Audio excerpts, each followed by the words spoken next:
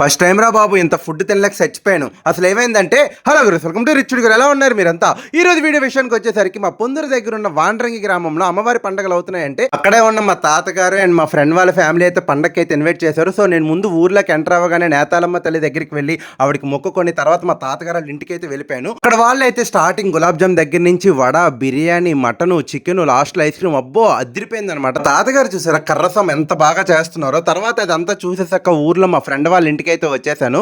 వీళ్ళైతే అసలు నిజం చెప్తున్నాను, బ్రహ్మోత్సవంలో వాళ్ళ ఫ్యామిలీ ఎంత పెద్దది ఉంటుంది, అంత పెద్ద ఫ్యామిలీ 100+ ఉంటారనమాట. నిజంగా చాలా మంచి ఫ్యామిలీ కూడా.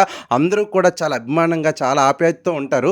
వీళ్ళైతే చికెను, మటను, బోటి, తలకాయ అబ్బో ఒకటే రెండో ఫుడ్ పెట్టి చంపేశారు తినని.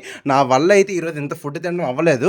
ప్రతి ఒక్కటి కూడా టేస్ట్ అయితే అదిరిపోయింది. తర్వాత మా వాడు నన్ను స్టేషన్ దగ్గర దింపేశాడు. మార్నింగ్ లాగా చక్కగా విండో సీట్ పక్కన కూర్చుందాం అనుకున్నాను కానీ అస్సలు ఖాళీ లేదు, లోపల పెట్టి నొక్కేశారు. మీకు కూడా ఈ వీడియో నచ్చినట్టయితే ఇన్స్టాగ్రామ్ అయితే ఫాలో అవ్వండి, యూట్యూబ్ అయితే సబ్స్క్రైబ్ చేసుకోండి. Thank you.